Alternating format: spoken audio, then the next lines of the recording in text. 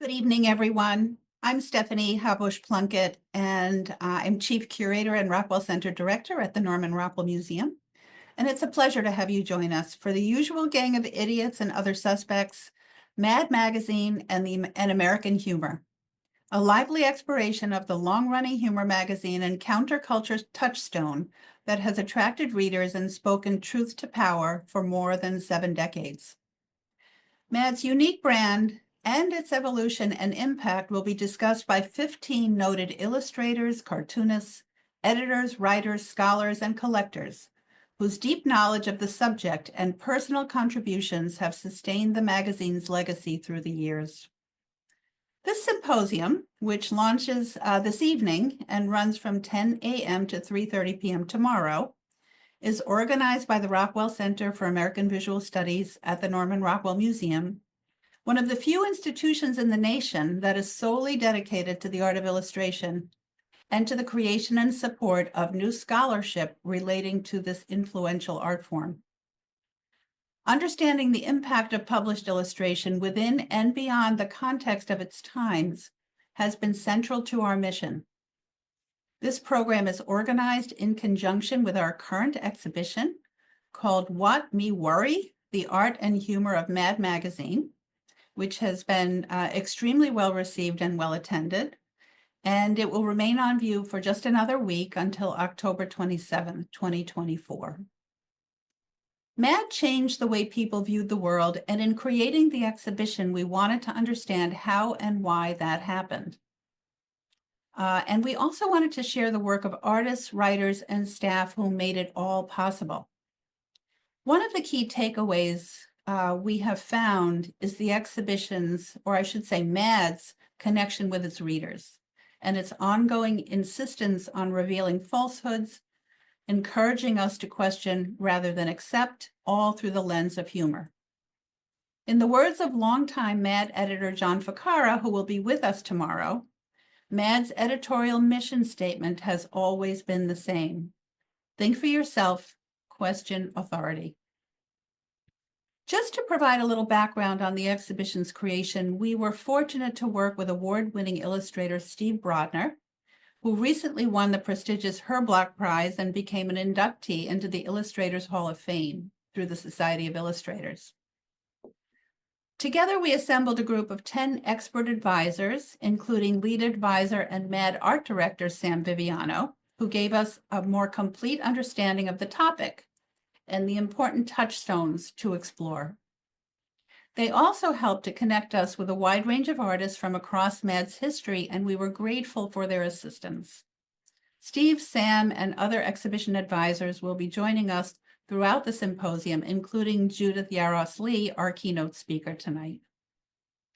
From there, we established both a Mad timeline through the publication's editorial periods, as well as some major themes that remained prominent throughout the years.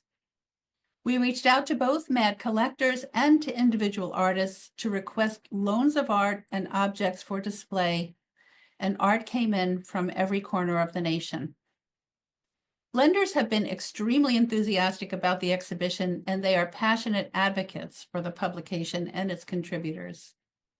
We have been honored to present more than 275 original artworks and a fascinating array of memorabilia spanning the magazine's 70-year history. In case you haven't been able to make it to Stockbridge, I'm just going to put up a few images that will take you inside our galleries. So hopefully everyone can see this wonderful photograph, which features many Mad artists from the opening of the exhibition in June. And Steve Brodner, my co-curator, is down at the lower right. But, we have Teresa Parkhurst Burns, Scott Bricker, James Warhola, Richard Williams, Sam Viviano, John Ficarra. Let's see, over here is Peter Cooper and Tom Richmond and Dale Stefanos.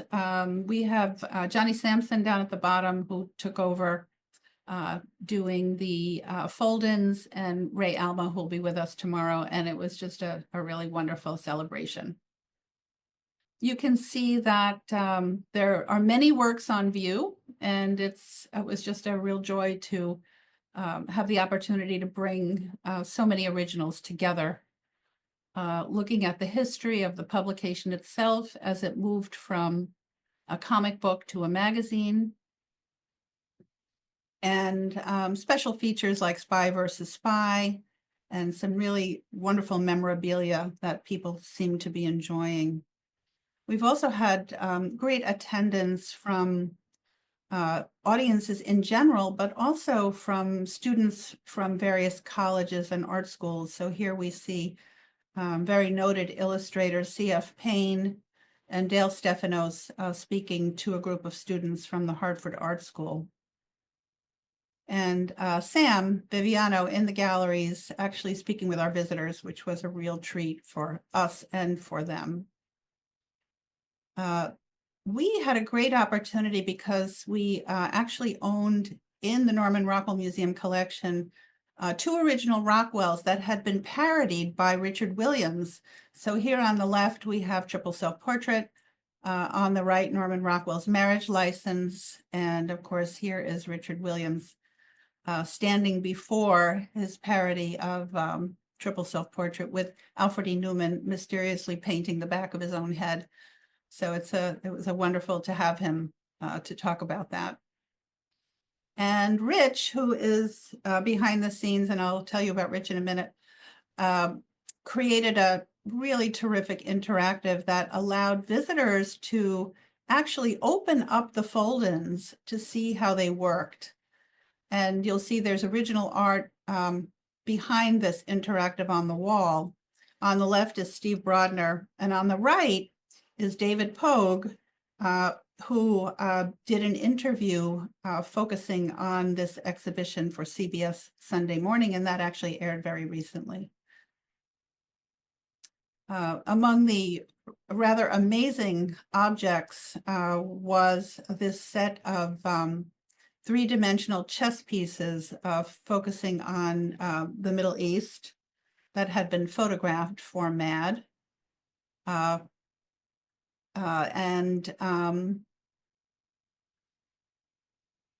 Just showing you a few other really terrific exhibition gallery shots with lots of people in the galleries. And yes, thank you. I just got a note. Sorry. My colleagues are very kind to me. So these are pieces by Herman Mejias. And Herman not only did these incredible sculpted works, but also the watercolor movie parodies on the wall. And of course, this is Peter Cooper standing before some of the work that he has done for Spy versus Spy. He was the inheritor of that series from Antonio Prohias, and he will be with us tomorrow. And we had a terrific visit from Dan Nadell, who is now curator at large at the Lucas Museum of Narrative Art, who came just recently to enjoy the exhibition. And that museum will be opening sometime in the year or two ahead. So that just gives you a little idea, the way that the exhibition looks, if you haven't had a chance to see it. I'd just like to mention that the show was made possible with generous funds from the James Halpern Foundation, for which we are extremely grateful. I'd also just like to thank our other sponsors, our media sponsor, The Mountains and Onyx Specialty Papers. And of course, we could not have done this exhibition without support from MAD DC Warner Brothers Discovery, which has really been an outstanding partner. Behind the scenes, I'd like to thank Rich Bradway, our Director of Digital Learning and Engagement, and also Ellen Gorman, who's with us this evening to make this online program possible. And I'd just like to mention that there is one adjustment to tonight's program. Karen Green, the curator of comics and cartoon art at Columbia University, won't be able to be with us due to an unexpected change, but we'll look forward to working with her in the future. And with that, It is my great pleasure to introduce our keynote speaker, Judith Yaros-Lee, whose talk is titled A Legacy of Laughter, Mad Magazine and the Americanization of Jewish Humor. Judith Yaros-Lee, PhD, is Distinguished Professor Emerita at Ohio University and an award-winning teacher and scholar who has worked as Distinguished Professor of Communication Studies and Director of the Central Region Humanities Center. She's internationally recognized as an authority on American literary humor from Mark Twain to the present. And she is author-editor of Seeing Mad, and here it is, Essays on Mad Magazine's Humor and Legacy. And this really was a Bible through our research on the exhibition. Look at the size of this book, it's unbelievable. A great collection of essays by Judith and other scholars. And this is published by the University of Missouri Press. And of course, she's written widely on American humor studies. And I'll just say it's just been a tremendous pleasure to work with Judith. She not only was an advisor to the exhibition, but she was our advisor with regard to this symposium. So Judith, we're so happy to have you with us tonight. Thank you so much for joining us. Well, it's really my pleasure to be here, and I'm grateful to you for the opportunity to share my love of MAD with the people who have tuned in tonight, and also to work with you and Rich and all the members of the advisory board, and to meet some of my heroes, including John Ficarra.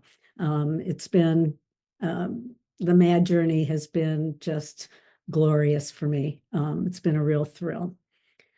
7 decades after its debut, the Jewish joking of America's #1 magazine has deeply penetrated American humor across media. Homage to MAD turns up fairly often in alternative comics and graphic narratives, along with sweeping claims that it brought a new ironic attitude that has since become pervasive. But it's long past time, I think, to document the influence of MAD's Jewish humor on American TV and film comedy. Consider, for instance, this clip from season 9 of The Simpsons, America's longest-running sitcom. Mad Magazine! Oh.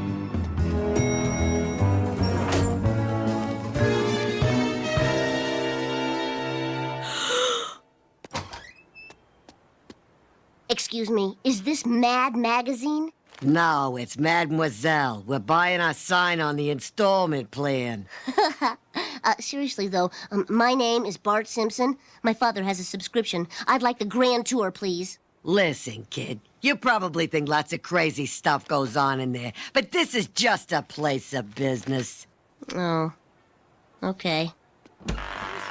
Give me Kaputnik and phone bone. I want to see the drawings for the new kids on the block. And where's my verschlungene pastrami sandwiches? Wow. I will never wash these eyes again.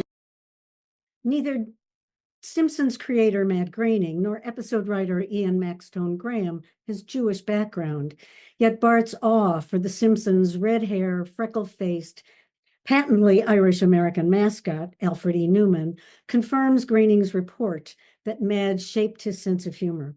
As the grown-up Mad editor eats his verschlungener pastrami sandwiches, invokes Dave Berg's Mr. Kaputnik, hangs out with Don Martin's crazies, and mentions the new kids on the blech, beloved Mad pseudo-Yiddish that named an episode in season 12.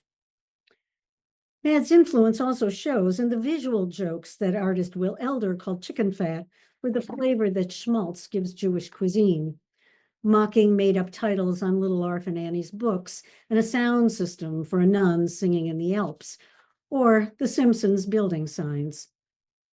In tying The Simpsons to Mad's Jewish humor, I'm looking beyond scholars' typical focus on such signs of Jewish identity and difference as Mad's Yiddish-speaking aliens or kosher hams, though I'll share some thoughts on them later. I'm likewise looking beyond the backgrounds of MAD contributors and staff, except to note that Mad never lacked a Jewish leader until 2004, when John Ficara's co-editor, Nick Meglin, formerly Meglione, retired after 50 years on staff. The born to Italian Catholics, Meglin grew up in Brooklyn's Orthodox Jewish Borough Park, joined the kosher Boy Scout troop, and converted later on. Instead, I'm looking at formalist parallels. Though less outwardly Jewish than pastrami or Yiddish, Mad's blend of parody, irony, and comic critique, which come together in this mock ad for the Integrity Record Club, offering Trump's Eve of Construction and Jesse Helms's White Album, likewise taps deep veins of Jewish culture. Just as Mad began in 1952 as a comic book that parodied other comic books, so The Simpsons began in 1989 as a TV family sitcom that parodied other TV family sitcoms. The Simpsons also followed Mad's lead in aiming genre parodies at broader targets in American culture. As Mad took aim at the pieties of daily life, pop culture, and politics, so The Simpsons made ironic heroes of bratty Bart and his immature dad as they struggled with American institutions from Congress to schools. In fact, Mad's hybrid of Jewish comic techniques and American themes, the chopped liver and a sliver of your apple pie in Frank Jacobs's delicatessen cantata, inspired not only The Simpsons and its self-referential, self-deprecating, animated sitcom descendants, but also a string of comedy landmarks that I'll share tonight. When Mad first brought Jewish humor to readers in 1952, with U.S. anti-Semitism still widespread, flaunting Jewish difference as funny made sense. Yiddish proved a useful tool in the long tradition of regional and ethnic dialect in American print humor. So Mad's first issue featured a gangster story called Ganefs, crooks, anglicized from the plural Ganovim. The third parodied Dragnet, with Sergeant Friday and sidekick Ed Saturday chasing their prey to the South Pole, where they mush their dog Moish, a Yiddish nickname for Moses, until they reach a cave with those kosher hams and a payphone, two completely incongruous visual gags. Mad never tired of shoving signs of Jewish identity into non-Jewish contexts, including what we might call Yinglish puns, satirizing MASH as a war film by calling it mishmash, Yiddish for jumble, or mocking The Sound of Music for its commercialism by naming Maria Mitzia, Yiddish for bargain. In 1973, Al Jaffe had to explain, "Don't you feel like a schmuck?" with ironic examples. But by 1991, a parody of The Wizard of Oz simply put Yiddish in the mouth of Atlantic City's casino owner Donald Trump as the Wizard of Odds, with these surprisingly timeless Frank Jacobs lyrics. There are times I get the feeling from all my wheeling dealing, the world is full of schmucks. But the fact is I love 'em, 'cause I need so many of 'em while I'm piling up the bucks. No Yiddish required to get the jokes about either the greed is good era or Trump, a longtime butt of New York humor, as its avatar. In what a Jewish studies scholar calls reverse acculturation, Mad added bits of Yiddish, especially the insults hurled by Mad writers' parents, to American English. Yet such outward signs of Jewish difference strike me as less central to Mad's influence than its equally Jewish blend of parody, irony, and critique, what we might call the triple helix of its comic DNA. Humor is a universal human disposition to express and enjoy amusement, but cultures adapt humor to their needs, and Jewish experience across hundreds of years has shaped international comic traditions to the Ashkenazic European background of most American Jews. Parody is the perfect comic mode for the people of the book, given Jews' culture of textual quotation and interpretation. In any medium, a parody takes a message and deforms its content and tone, often from refined to vulgar, to create humor from contrast. Jewish parodic writings have a history so rich that a 1907 bibliography cites more than 400 extant examples in Hebrew, Yiddish, and English, dating back to the 12th century. Today's American Jews know this tradition mainly from a derivative of European carnival performances, the annual Purim Spiel, which dates to the 17th century, in which local groups act out the Megillah's story of Esther in some secular context, like, as you'll see on the left here, the Little Mermaidola.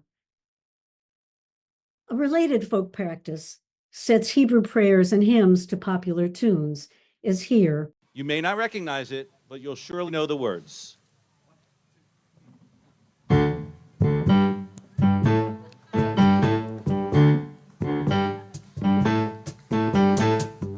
Adon Adam Hashem Adach בטרם כל יציאה נברא, Le'et Nasa Bechepzu Kol אזי מלך שמו נקרא. If, as a Yiddish lit scholar insisted, to grow up Yiddish was to grow up with parody, then Harvey Kurtzman and the other sons of immigrant Jews who set Mad's comic formulas certainly grew up Yiddish. But they also had American models. Milt Gross's illustrated Yinglish parody, Die Night in de Front from Christmas, may have inspired Elder's infamous art for Panic, Mad's sister magazine, which got the debut issue banned in Boston. Comic musician Mickey Katz, a disciple of Spike Jones, won national fame in 1947 with his spoof of Home on the Range, in which a horse named Achashveros, the king in the Purim story, sets the scene, and Yinglish-speaking cowboys stretch the conception of Americanness to absurdity. Oh, Achashveros! Juhu, Slim, öffn auf dem Korell und los rein die Kettel dorten. Take him easy mit die Schepsalach. Es ist bald Zeit zu putten an the Fiedenberg.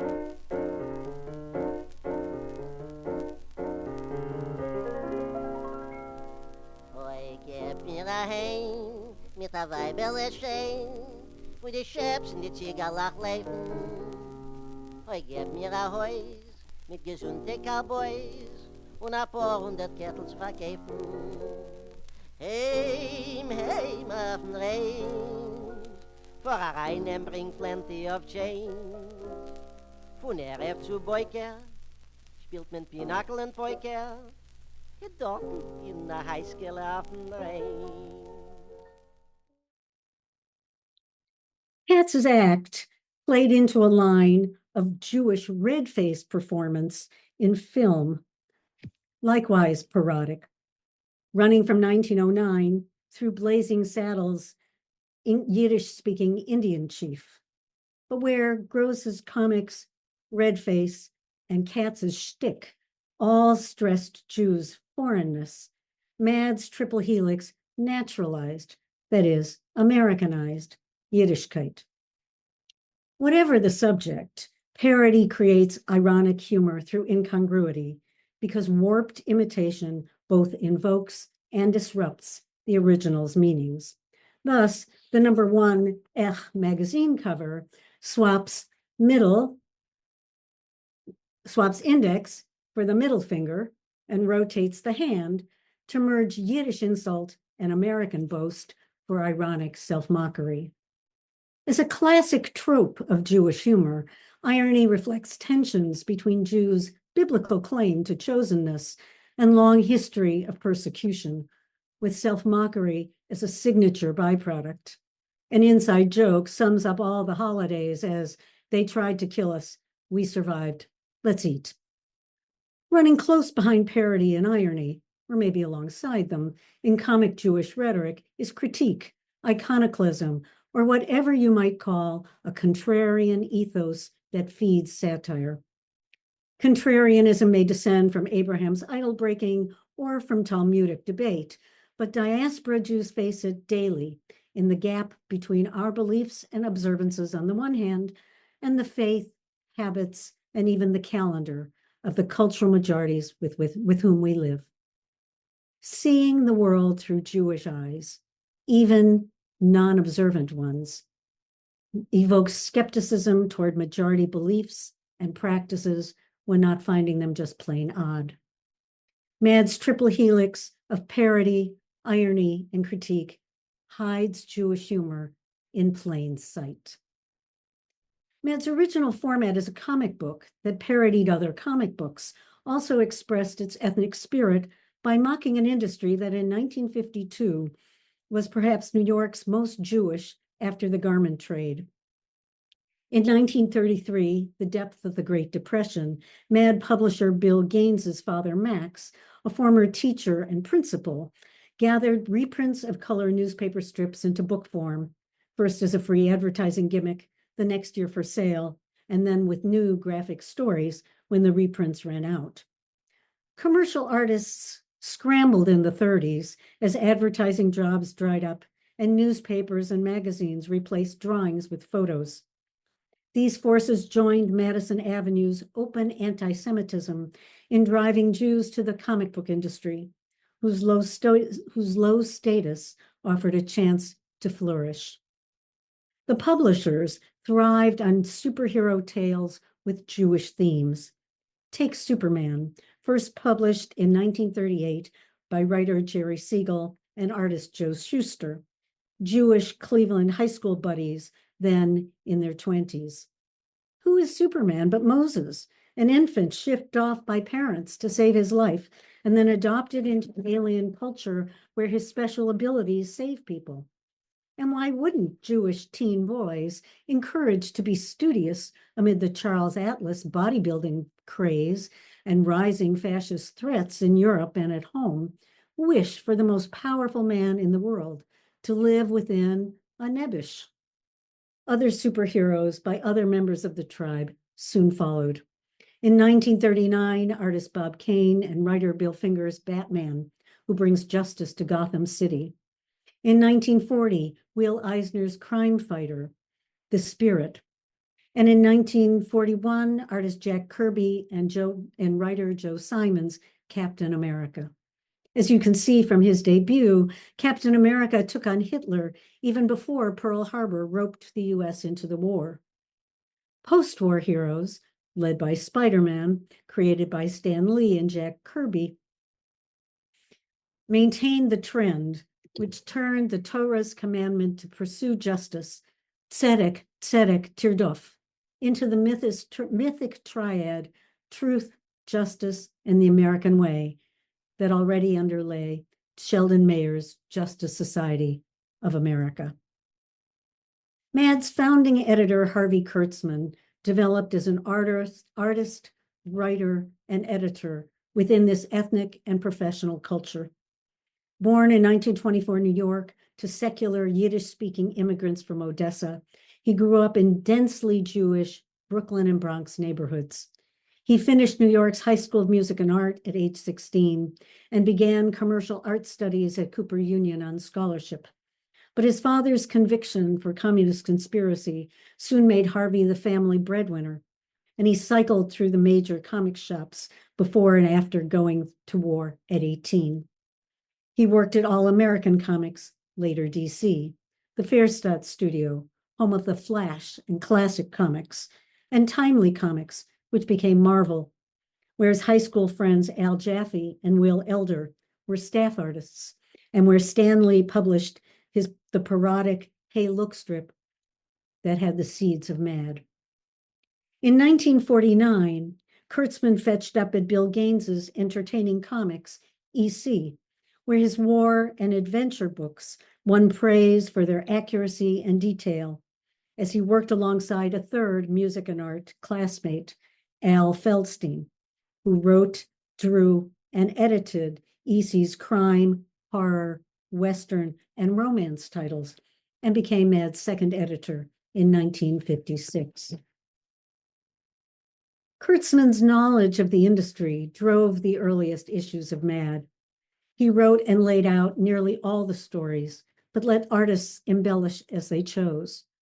Wally Wood let loose in Super Duper Man, debunking Schuster and Siegel's Man of Steel as a brute who's really a schlemiel, a voyeur who uses X-ray vision to spy on women, and a jerk who barges into occupied phone booths. No matter his strength or success, Super Duper Man fails to impress Lois Payne, who rejects him as creepy Clark Bent, sexual pun doubtless intended, a pathetic guy reduced to emptying spittoons at the Daily Dirt.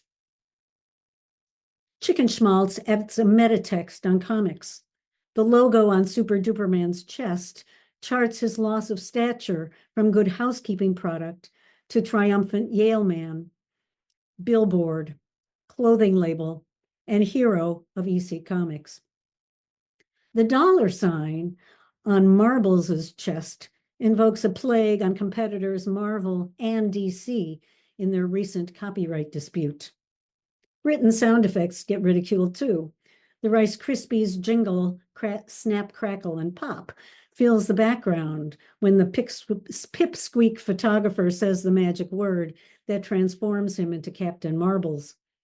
His speech bubble mocks the magic as nonsense entries in a book index.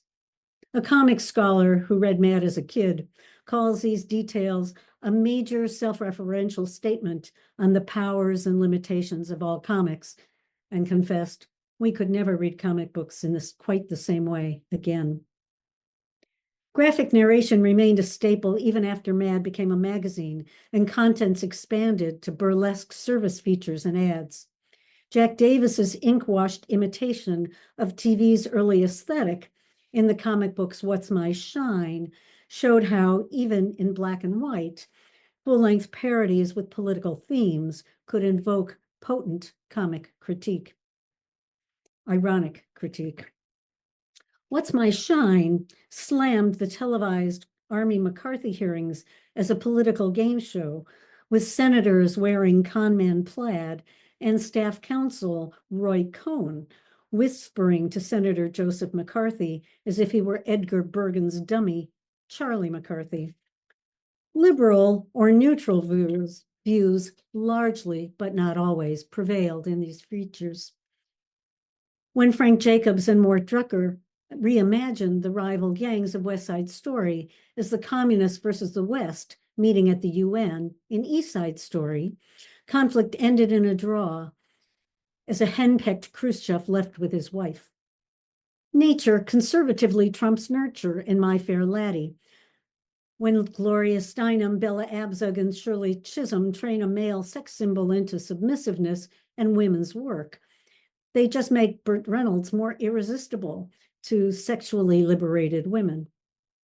More recently, when David Shane and Tom Richmond satirized a TV satire in House of Cons, they not only lampooned the mockumentary style and ruthless plots of House of Cards, they also opened a series of self-reflecting mirrors to sneer at real journalists playing unethical versions of themselves, and President Obama admitting his political naivete as he begs Rank Underhand, who schemed and killed his way into the White House, teach me, Rank, teach me.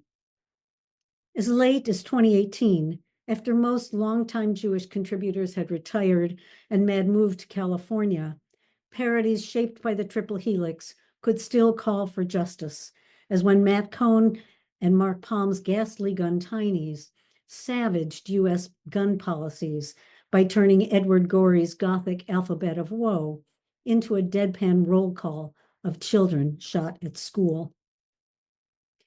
Its Jewish humor, comic book aesthetic, and vernacular verbal and visual style set Mad in the lowest ranks of print culture. But its first glossy issue in 1955 changed American publishing forever. For 200 years, American magazines privileged genteel literary text. British traditions of satire inspired New York's first humor magazine, the short-lived Wasp, to sting in verse. Abundant comic images not only brought technical issues and costs, but also associations with illiteracy. Lowbrow literary humor, like Tall Tales and Mark Twain's early work, ran in newspapers, not magazines. Even Frank Leslie's illustrated newspaper, though not a humor magazine, featured large blocks of text aimed at educated readers amid the news engravings that reached immigrants and the less literate. Editorial cartoonists like Thomas Nast appeared in serious publications like Harper's Weekly, not in humor magazines. Comic magazine art went upscale. In Puck, famous for its full-color lithographs and full-page political cartoons, Judge, famous for its editorial diatribes, satiric quips, and a centerfold color lithograph. The Original Life, a postgraduate Harvard lampoon, famous in its day for sophisticated black and white cartoons, but today for Will Rogers's mock presidential campaign. And Vanity Fair, famous for comic art by George Lux and John Held, and humor writing by Dorothy Parker and other Algonquin wits later linked to the New Yorker. All these magazines countered humor's vulgar status with refined paper, refined writing, and refined art to win approval from readers who could afford to subscribe. So did the New Yorker, Mad's chief competition for the title America's Most Important Humor Magazine. Founding editor Harold Ross had announced that humor would infect everything in his glossy weekly, from sporting news to book reviews. But its art so bested the writing that after 6 months, he winced. It has just been described as the best magazine in the world for a person who cannot read. Class and race bias, including anti-Semitism, followed the quest for elite readers in the early years, as writers like James Thurber and E.B. White and artists like Peter Arno and Helen Hokinson twitted urban life. But the New Yorker's policy against media satires opened a niche for ballyhoo, which drew a broad Depression audience for burlesques of journalism, advertising, politics, and sexual mores. Kurtzman likely knew ballyhoo's parodic ads from the 30s, which echo in Mad's early magazine issues. But he surely knew ballyhoo's parody of life, just reborn as a photo newsweekly, a satire on Stalin's successor, Georgy Malenkov, through the portrait of a headless soldier who called him Fatso. But ballyhoo's subtle winks became Mad's boldly Jewish jokes, in which parody and irony critique life's sexy come-ons and more. While Basil Wolverton's portrait treats extreme grotesque as its own aesthetic excellence, beauty in an ironic sense, Kurtzman's tagline, "Beautiful Girl of the Month reads Mad," mocks recent claims that comics harm kids with an implied question. Which came first, reading Mad or ugliness? The inside feature presses the query ad absurdum. Wolverton's ironic cover girl had her own history. His 1946 prize-winning portrait of Lena the hyena, the ugliest woman of Lower Slobovia in Al Cap's newspaper strip, Lil Abner, a figure so ugly that Cap conveyed her face only through horrified reactions to it. Repurposed for Mad, the face launched 1,000 careers. Art Spiegelman instantly fell in love. He credits Kurtzman and Elder's Mickey Rodent with inspiring Mouse, his landmark Holocaust narrative, where in the final version, Chicken Fat Humor critiques his parents' idealized portrait of their dead child, showing an ordinary kid who could act up and anger his parents. What R. Crumb called Mad's lewd send-up of Life magazine likewise served him as a primal scene, though he hasn't tracked his own grotesque aesthetic to it.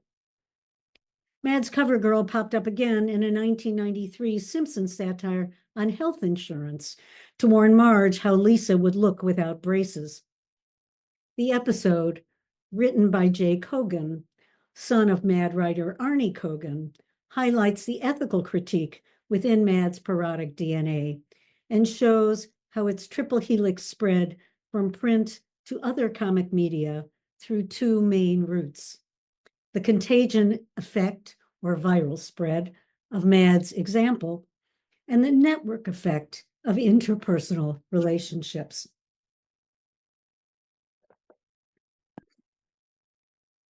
Yiddish-speaking Mel Brooks doubtless had parody in his bones, but Nathan Abrams thinks that Mad provided the blueprint. Brooks may have composed Sid Caesar's 1959 pieces for the magazine, but Mad's triple helix haunts Brooks's breakout in Get Smart, a TV spy show that spoofed TV spy shows, with scripts by Mad writers Jack Hanrahan and Phil Hahn. Young Frankenstein, a monster film that spoofed monster films. Silent Movie, a silent film that spoofed silent films. And of course, Blazing Saddles, a Western film that spoofed Westerns. Chicken fat humor haunts the films too, giving them what a film scholar called a Jewish resistance to assimilation because it refuses to remain hidden in the background.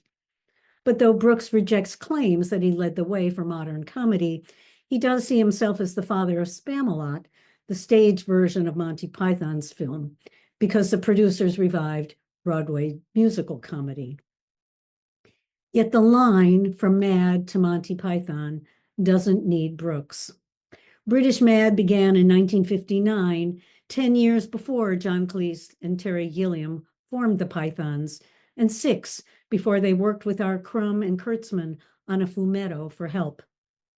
But in 1962, when British Mad was 3, Cleese wrote for Bernard Levin's new BBC comedy, That Was the Week That Was, the first in a now long line of TV news shows that spoofed TV news shows. TW3, as it was called, spawned an American spin-off with writing by Mad's Larry Siegel, which begat Weekend Update, which begat The Daily Show and Colbert Report, and their spin-offs. By contrast, Mad influenced The Onion more directly. In 1988, Scott Dickers, a Mad fan who drew cartoons for University of Wisconsin Humor Weekly, became editor with the 4th issue and made it a newspaper that parodied other newspapers. Today, it's a news site that parodies other news sites.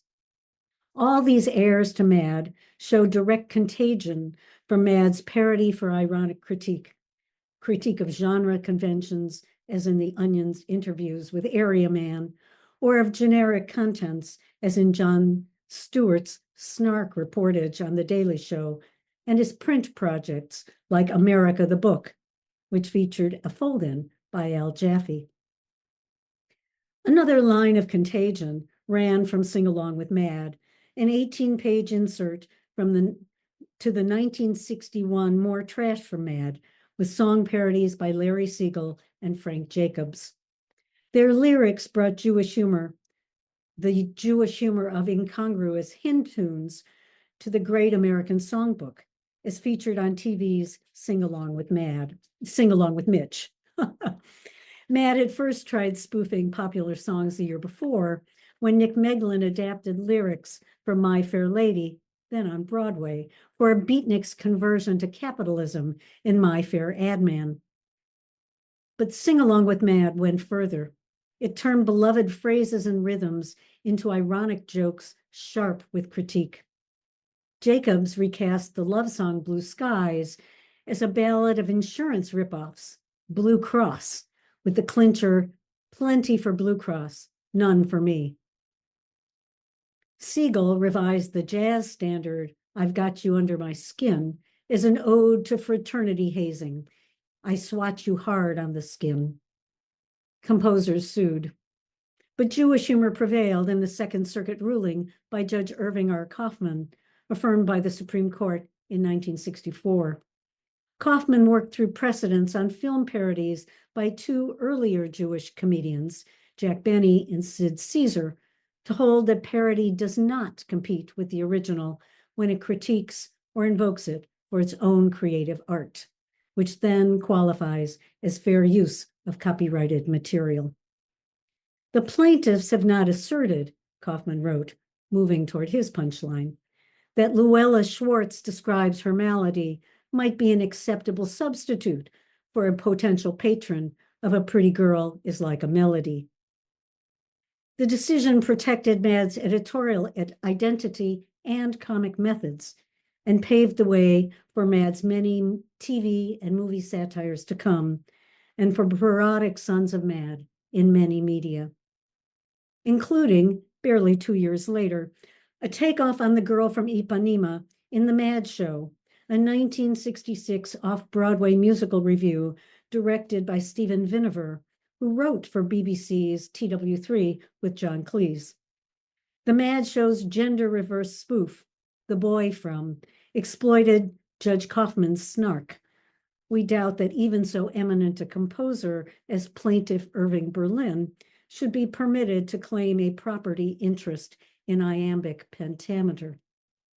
The song reused the original rhythm and vocal style for warped lyrics and a punchline that moved the boy to the imaginary and nearly unpronounceable town of Tacarembo, La Tumbe de Fuego, Santa Malipa, Zacatecas, La Junta de Solicruz.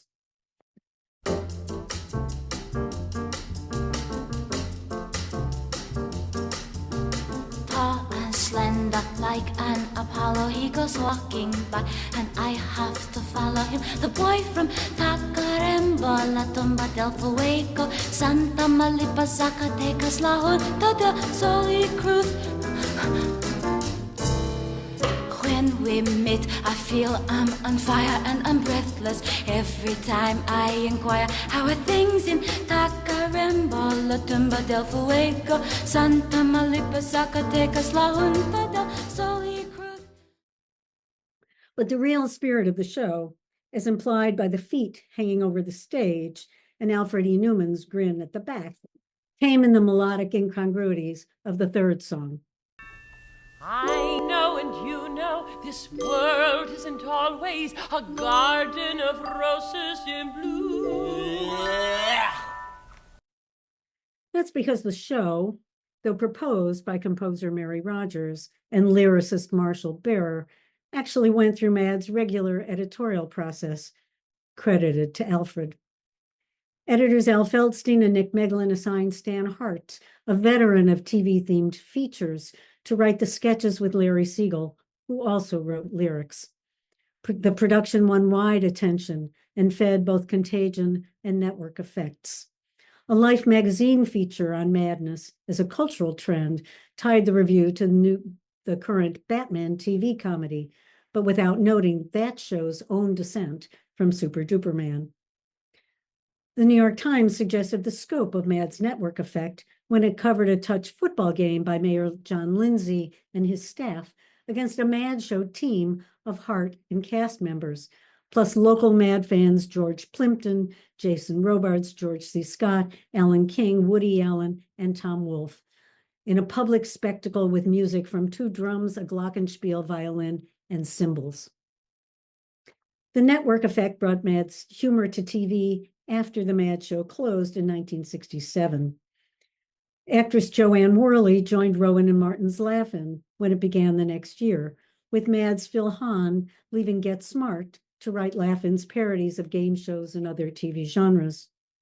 Siegel joined Laugh-In's writers in 1970 after the departure of Lorne Michaels, who took its humor to Saturday Night Live, before joining Stan Hart to write for The Carol Burnett Show.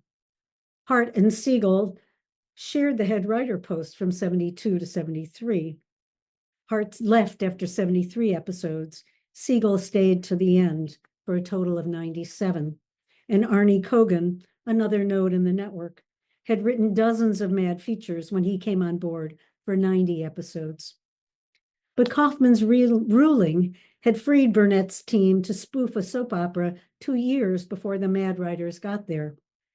As the Stomach Turns aired in February 1968, midway through the first season, and became a serial parody of serial dramas the next fall, with 30 installments across 11 seasons before ending in a 1979 special.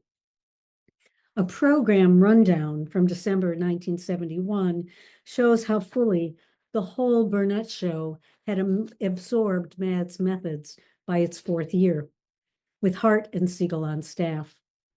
Every sketch parodies and satirizes something.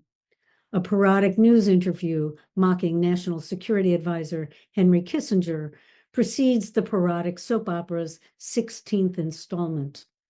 A satire of the Oscars with film spoofs ends the first half, and a longer parody of Billy Wilder's Sunset Boulevard headlines the second. Gail Parent, the writer who conceived As the Stomach Turns, went on to create Mary Hartman, the camp soap opera parody of soap operas with Ann Marcus and Norman Lear. By then, of course, Lear had already brought ironic humor to the sitcom with All in the Family and Maude.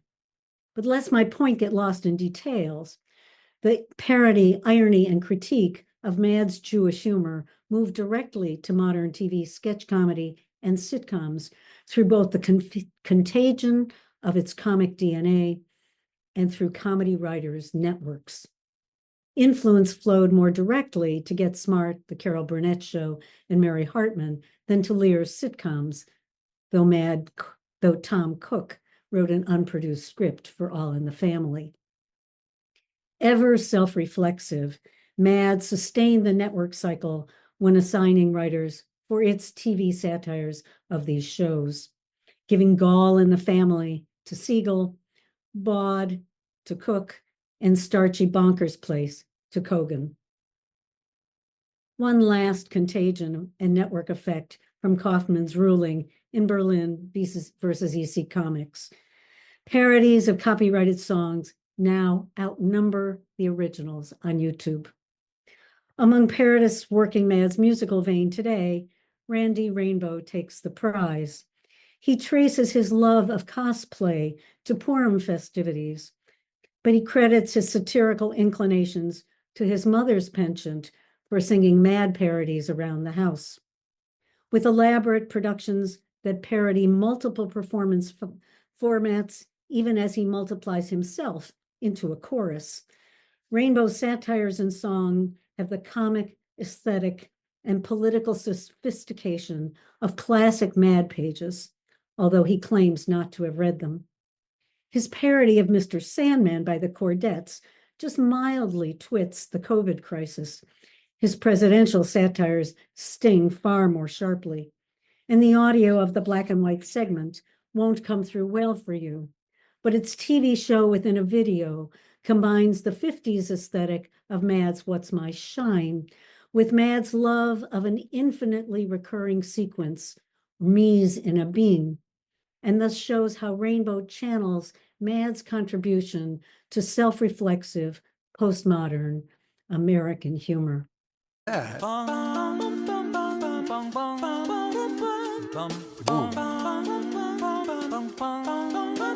Mr. Biden, bring my vaccine.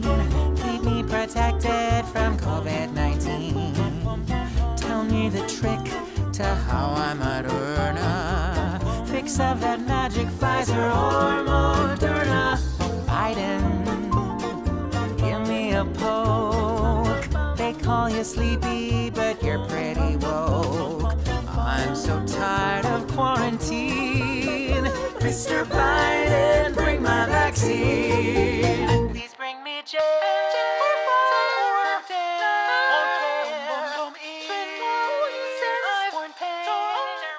That Rainbow's humor seems no more markedly Jewish than The Simpsons shows how fully modern American humor has naturalized Mad's Jewish DNA. cultural change runs from the margins to the core. It moves in that direction from the outside in. And American culture has adapted the triple helix of parody, irony, and critique to its own needs. Overlapping contagion and network effects also mean that Mad's direct influence on so many comic creators working today, Stephen Colbert, artists Peter Cooper and Steve Brodner, who you'll hear from tomorrow, and other Mad fans, and here are a few more, means that its influence will spread anew. Mad's low profile in most accounts of either American or Jewish humor, despite this impact, may reflect enduring snobbery toward what a 1982 critic called its vulgar modernism, aesthetic and intellectual sophistication conveyed in a lowbrow, accessible style. That electronic media now swamp print may also play a role, but more likely, the outsized impact of Mad's Jewish DNA on modern American humor has made its significance invisible, like the air that we breathe. Thank you very much. Judah, thank you so much for that exceptional talk. It wove through so many threads that I think we are all familiar with, but haven't thought through in that exceptional manner that you have. Can you say a little bit about why you felt it was important to take up this subject? And, of course, particularly your remarkable book, Seeing Mad, Essays on Mad Magazine's Humor and Legacy, but also, the integration of Jewish humor into American humor. Well, I think that's a really interesting question. I wish I'd thought about it more. But I think looking back on it, I was struck by the way that people carelessly, but I thought sincerely, claimed these vast effects from Mad, and yet they were more claimed than documented. So I'm a historian, so I wanted to see if I could. It was kind of a personal challenge. Can I do this? Can I really demonstrate this? The second was that it seemed to me that to focus on the Jewish humor of difference really isolated both Jewish humor from the kind of the hybrid context of Jewish American humor, and that this was an American magazine. This was not aimed at a Jewish audience. It was really making self-deprecating jokes and incorporating self-mockery into something that was for a much broader and more secular American audience. So I found that to be kind of an intellectual challenge to really think about. And again, want to not just make a claim about it, not assume it, but to see if I could show how it happened. So I had an opportunity to speak last year to a Jewish group, and I thought, oh, I would try this out on them and see. And then when you and I were talking about what I might present for the symposium tonight, I thought, well, that piece wouldn't be quite right for this audience because this is a broader audience. And I wanted to see how I could fit it more into the history of American humor magazines, and then its own comic art and the Sons of Mad that come after. Wonderful, thank you. And I just want to encourage our audience to ask questions or offer comments. You can place those into the Q&A. And maybe while you're doing that, I might just ask another question, which is, have you found that there are other humor traditions that have been absorbed into American humor? American humor is a polyglot. It's just a mix of international humor traditions that have been adapted to American needs. Most obvious one is British humor that the colonists brought with them, and that they continued to read well into the 19th century and continue to enjoy today. So we have The Office that moved from Britain to the US, and we had many other, we had verse satires. One of the very first things I published after I got my PhD was a piece on verse satires of the Constitution in highly British, these like verse epics, but about the Constitution, which just struck me as a bizarre mashup. And there's Commedia dell'arte moved from Italy, the picaresque that moved. Huckleberry Finn is a picaresque novel. It's based on picaresque, which is Spanish, originally a Spanish narrative tradition. That kind of thing. Of course, African-American humor is a blend of African, some African comic traditions put into an American context, beginning with slavery and then morphing into various forms of signifying and the dozens and hip hop, which is a hybrid form that grows out of African-American folk life. So all of American humor is hybridized, hybridized in different directions. One of the things that interests me, editing bringing out in a book series, I edit a book on Italian-American humor. It'll be out in a couple of years. And the author of that book, Fred Gardaffi, points out that there was a problem in developing parody as a tradition of Italian-American humor because literacy was not as widespread among the Italian immigrants who came to the United States as it was for the Jews, or at least the connection between that and the Jewish immigrants really stood out for me, and it was actually a formative idea as I was working through this, developing this talk, that what made parody so vital to Jews across history and to Kurtzman and his friends and his colleagues was that Jews are the people of the book. Parody is just the right, it's just the right comic technique. And so it really is an international tradition, but it resonates.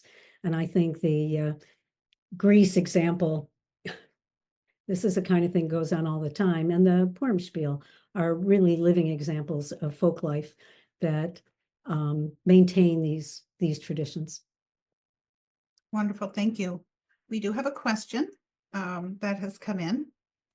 And this is from Paul Mamelka. How would you compare Mad with Punch? And did Mad writers draw any inspiration from that publication?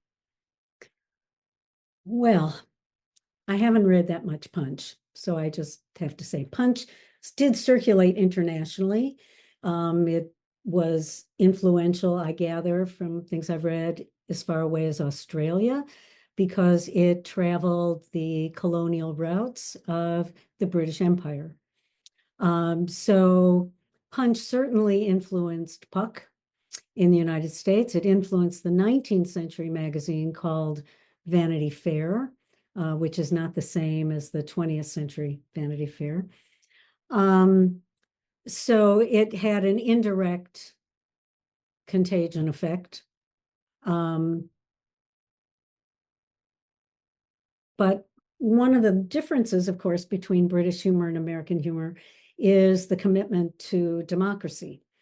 British humor does not have a commitment to democracy in the same way, at least it didn't, especially in the 19th century.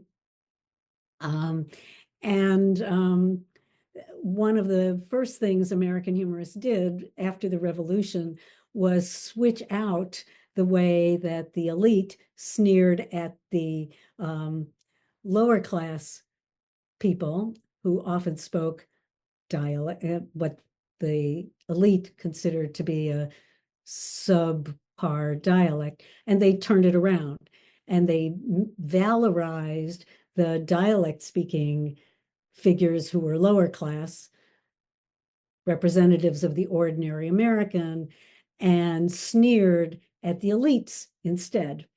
The sneers at the elite from the true Americans. This is an ongoing theme in American comic culture. It's still alive today. And so that's one ongoing difference between British and American humor that I think would not have found its way into Mad, because Mad definitely took the ordinary person's perspective on life. Thank you. We do have another question from Sabrina Abrams. Hi, Sabrina. Oh, good, a friend. Can you talk more about what you define as the triple helix of parody? Sabrina is one of the editors of Studies in American Humor, so we're colleagues. Oh, that's wonderful. Sabrina, And, excuse he's me. asking actually, and why you see it as distinctly or particularly Jewish or Jewish American? Well, I think because it has its long history in use in Jewish humor, and yet, so we have the longstanding documented prominence of parody in Yiddish, English, and Hebrew, the ongoing importance of parody in Jewish folk life. So while I just think we could compare the markers of Jewish humor as specifically Jewish, like Yiddish and Yinglish or kosher hams, and contrast that with these international comic traditions that Jews in America and around the world have incorporated and have taken and made their own. So the variations on them and the adoption of them and the continuation of them make them an unmarked tradition of Jewish American humor and Jewish humor. So I think the important point I would make is there are marked traditions and unmarked traditions. And self-mockery can exist in many cultures. But for example, self-mockery is not really a significant part, according to Fred Gaddafi, of early Italian American humor. May have been influenced by Jewish American humor, because Italians have a very strong sense of the bella figura, in which you maintain your dignity. And Jews don't have that. Jews, the hell with dignity. So that kind of self-deprecation that allows you to give up your dignity for the sense of a joke, that's something then that is one of those adaptations of something international, but that has specific resonance within the cultural traditions and outlook of Jews as a culture. And I guess I would say that satire comes out of that in the contrarianism of a Jewish way of looking at the world. This is not original to me, that Jews have a way of looking askance at majority cultures. This is what W.B. Du Bois called the double consciousness, in which any minority group has a sense of itself as received by the majority culture and has a certain skepticism toward that majority culture by virtue of the experiences it had with it. So I would say the unmarked traditions don't start out as Jewish, but they get adapted to a Jewish point of view. The marked traditions, Yiddish, there's no other language that's quite like it. It's a hybrid, it's a Creole. It's a product of living as a minority in other cultures, in Germany and in Russia in particular.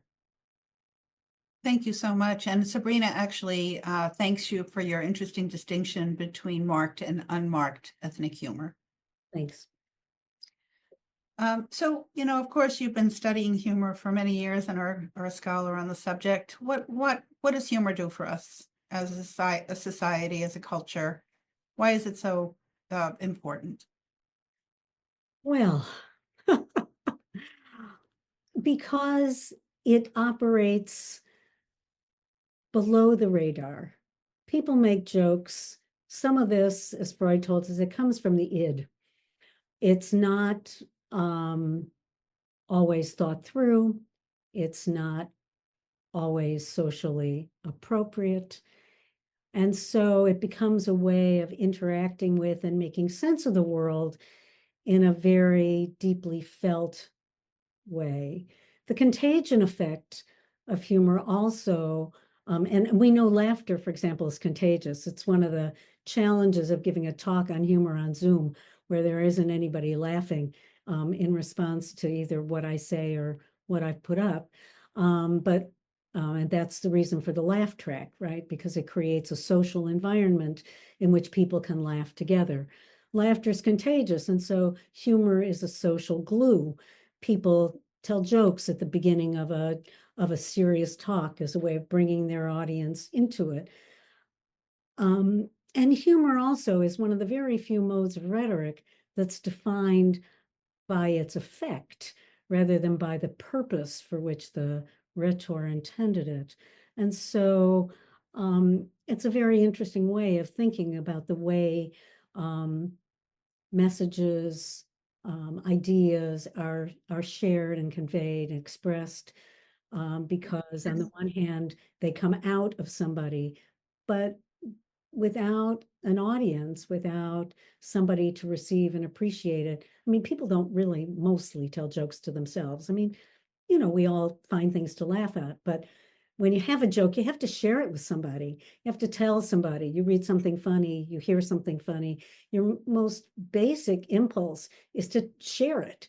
And so I find that, especially somebody who went to graduate school to study literature, that was a revelation to me.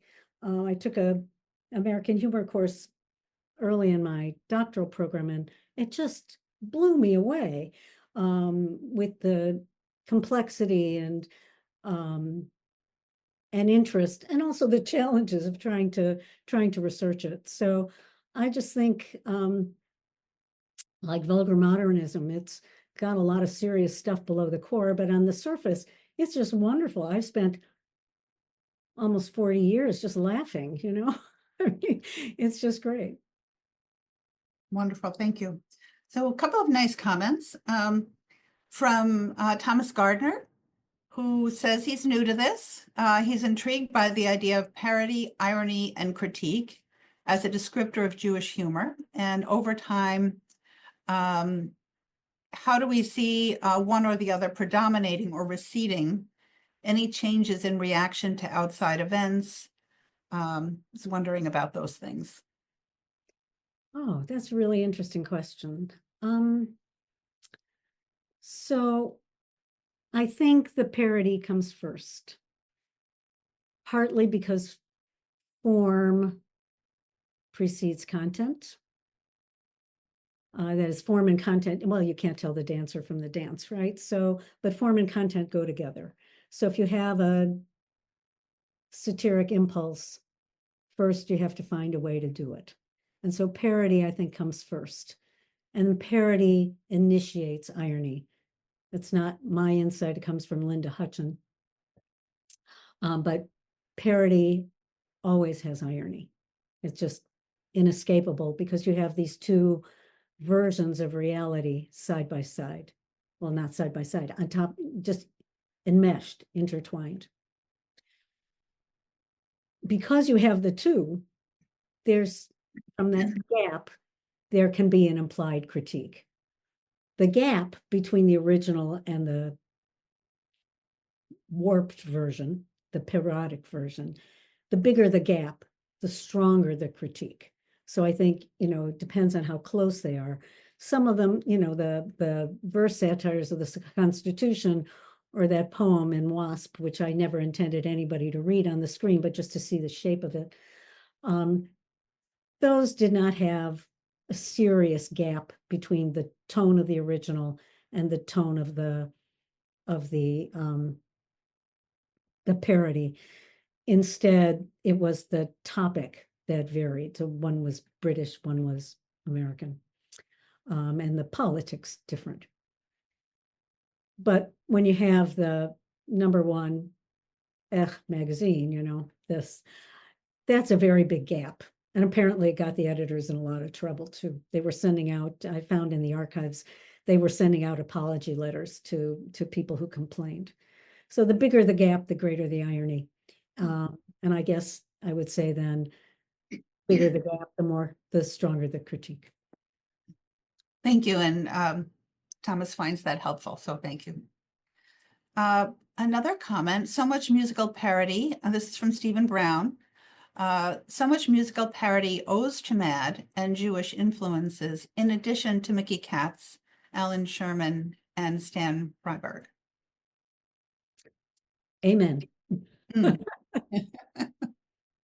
I actually read, as part of this, it didn't find its way into this version, but I did read a biography of Alan Sherman in doing this work. And he was a pretty interesting guy, and he was doing this in college. So in about 1964, he had a hit. So he was doing it early on. But because of Mickey Katz, there's a more direct influence than, say, Mad, I think, on him early on. His stuff is very funny. Wonderful, thank you. And from Steve Abramson, he says, I've been reading Mad since 1960, when I was 10 years old. Mad has inspired and shaped my sense of humor to this day. It also gave me something else that isn't obviously related to humor, the gift of navigating life using critical thinking. What are your thoughts about this unexpected contribution to my life and hopefully the lives of many Mad readers? There's no question, but that humor requires a double frame of intellectual reference. There's the people who study cognitive linguistics in relation to humor, and there's a whole group of them. They call them the International Society for Humor Studies. They posit that your brain follows a joke. They're mostly interested in verbal jokes. You follow the original story, and then it takes a turn. And so you have to be able to hold both ideas. They call it script opposition, that you think the script is going in one direction and then it goes off in another direction. When you hold the script opposition together, they think that that's the incongruity that makes you laugh, that creates humor in your brain. So that's not so different from what we think of as critical thinking, which is taking in the idea in the first place and then bringing an alternative perspective to it. So I think, yes, you're quite right. And it takes a certain amount of intelligence to get a joke and to appreciate them. And sometimes a certain amount of knowledge, because you have to be able to get the joke. So you have to have enough information. These scholars call them knowledge resources. You have to have enough knowledge resources to be able to follow the original script and understand why the script opposition is in opposition. So that kind of opposition, that's what you mean by critical thinking. So yes. Wonderful, thank you. And Sabrina Abrams asks, what do you see as the future of Mad Magazine? And how is that influenced by changes in media for humor?